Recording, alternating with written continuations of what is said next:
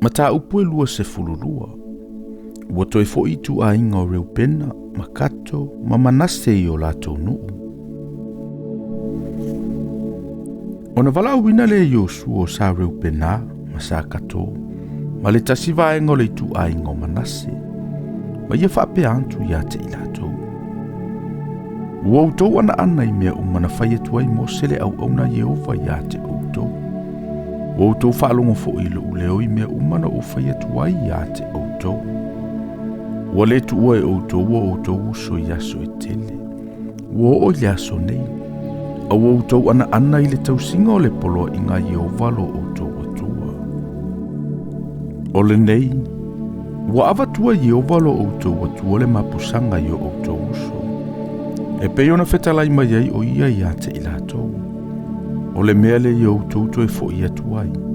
Ma i outou o i outou fale ie, i le nuo lo outou tofi. Na avatu ia te outou e mosele au na Yehova, i le lai tuo i o ritana.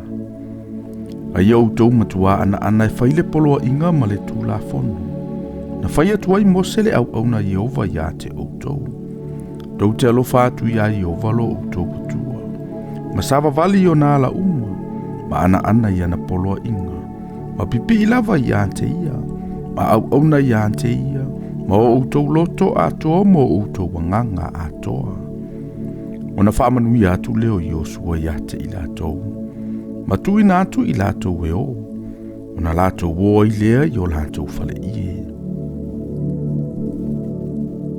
Nā watu e mose i le tasi vaenga o le tu a ingo manase le tofi vasana.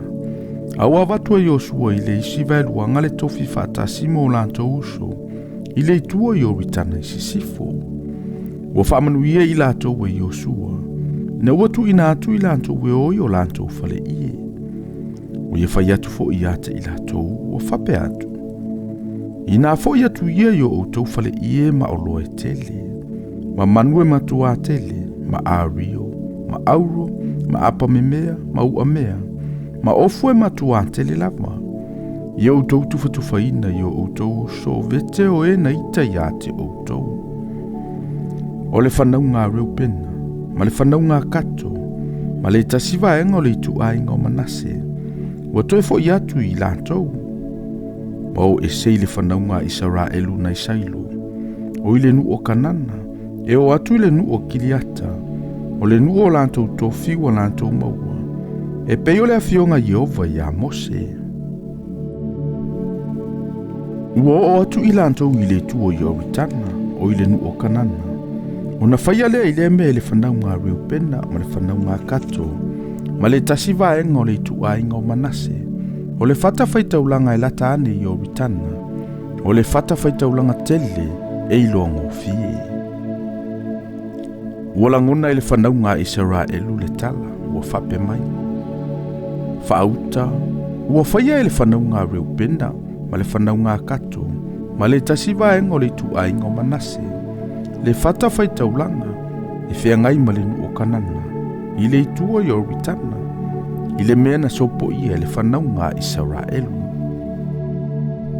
Ua langona i le whanau ngā Israelu, o na whaapato ai leo le whaapato umbo le whanau ngā Israelu i sailo. E o ae tau ai le taua ma i lātou. O na wina atu le whanau ngā Israelu, i le whanau ngā reu pena ma le whanau ngā kato, ma le tasiva engo le tu ainga o manase, i le nu o kiriata. O fine aso le antalio Eliasaro le Faitauina, ma mataisi le toa se fulu, whaatasi maia. Ta itasi ainga sili ma le mataisi li tu ainga umo Israelu. O i lātou ta ito tasi o mataisi li ainga o lātou tama i afe o Israelu. Ua o atu fo i lātou i le whanau ngā reu pena ma le whanau ngā kato, ma le tasiva ainga o le tu ainga o manase i le nuo kiliata. Ma lātou whai atu i ate i lātou o whape atu. O loo whai mai le whaapotopotonga umma Yehova. Ua whape mai. Se ale nei mea leanga o outou anga leanga i le atu o Israelu. E li liu ese i le aso nei. Ne i outou muli antu i a Yehova. Ne o outou whaia mo outou le whata whaita ulanga. Ne i outou fau vale i le aso nei i a Yehova. Peititi ia te I tātou, le angasala na whaia ma peora. E le I whaamangaloina I tātou o mai I le aso nei. Na o ai le mala I le whaapotopotonga Jehova. Aua le liu e se outou I le aso nei, le mulimuli atu I a Jehova. Autou fo vale I le aso nei I a Jehova. Ona toa sama ia I leo ia I le whaapotopotonga umo I Israelu a tai au. Ai a whaia le anga le nuolo outou tofi. I outou so po I atu le nuolo le tofi o Jehova. O le mea tu uai le malu malu o Jehova. Ma whai outou tofi whaatasi mai mātou. Ai awa tou te fau vale ia Jehova. Awa fo I tou te fau vale ia te I mātou. I lo outou whaia mo outou le whata Faitaulanga. E whao popo I le whata Faitaulanga o Jehova lo tātou atua. E le ianga sala ea a kana le antali o Sera. I le mea na Faitauina. O na o I leo le toa sai lunga o le whaapotopotonga umo Israelu. E le na o le nata ngata e toa tasi na oti o no lana ngasala. O na tali mai e leo le whanaunga Reubena, ma le whanaunga Kato, ma le tasi vaengo le tuaingo Manase, o lātou whapea mai e li o afeo Israelu. O Jehova, o le atua o atua. O Jehova, o le atua o atua. O lo sila fia la vaia, e ilo fo I Israelu. Pe a whai o le fau vale, po le angasala I a Jehova. A wana I whaolaina I mātou I le aso nei. Na whai ai mo I mātou le whata Faitaulanga I le liu ese ai. Nei muli atu I a Jehova. A whai fo I e whai ai I ona lunga o taulanga mo ma taulanga I me e ai. A whai fo I e whai ai I ona lunga o taulanga whaafetai. Ia tauia mai e Jehova lava. Ai le olo mātou atu vale e ai le nā mea ua mātou whai ai le mea nei. Ua whapeane. Pe a whai mai I se aso a o tū whanau I a mātou whanau. E whapea mai. Se a ea la o tū nā I a Jehova le atua o Israelu. A wāua tu ina mai e Jehova I oritana e whai matua o I ate I mātou ma o tau le whanau ngā Reubena. Ma le whanau ngā Kato. Tau te lea ia Jehova. Ona whate e nā I lea ia o tau whanau a mātou whanau. Ne ia lantou le mātatau ia Jehova. O le mea lea na mātou whapea ai. Se tātou sauni ai mo I tātou ia whai le whata Faitaulanga. E le ona ia whai ai se taulanga mo, po se isi taulanga. A ia whai ma moli mau ia te I mātou ma o tau. Ma tūpulanga e muli mai ia te I tātou. Ia au nei ngā ruenga Jehova I ona luma. Ia tātou taulanga mo. Ma tātou taulanga. Ma tātou taulanga whaafetai. Ina ia le whai mai fo ia o tau whanau ia mātou whanau I se aso.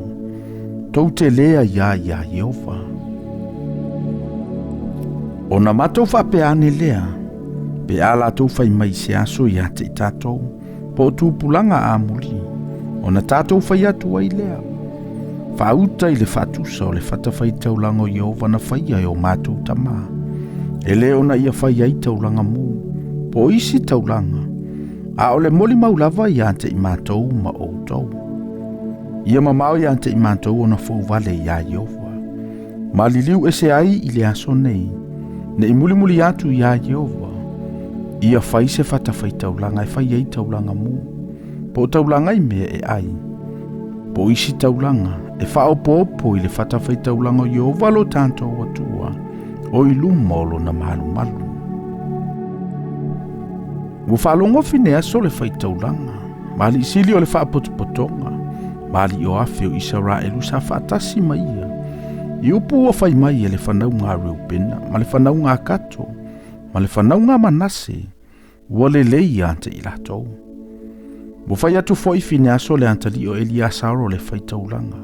I le whanau ngā Reubena, ma le whanau ngā Kato, ma le whanau ngā Manase ua whape atu. Ua tātou I loa I le aso nei, o loo I ante I tātou Jehova. A wawa utou le angasala I a Jehova I le nei angasala. O le nei, ua lave ine o utou le whanau ngā Israelu ai le a au Jehova. O na foi mai ai leo fine aso le antali o Eliasaro le Faitaulanga. Mali silina i le whanaunga reupena ma le whanaunga kato ai le nu o kiriata ua mai le nu o kanana i le whanaunga Israelu ma lātou au mai ate i lātou le tala ua le lei le tala i le whanaunga Israelu mo whaafetai atu fo i le whanaunga Israelu i le atua ma lātou le toe tau talatala i se taua si i antu i ate i lātou e whaumatia le nu e nonofo ai le whanaunga reupena ma le whanaunga kato. Mo whaingoa ina le whanaunga reupena ma le whanaunga kato le whata Faitaulanga o le moli mau. A wā o le moli mau lea i ante i lātou. O Yehova o ia o le atua.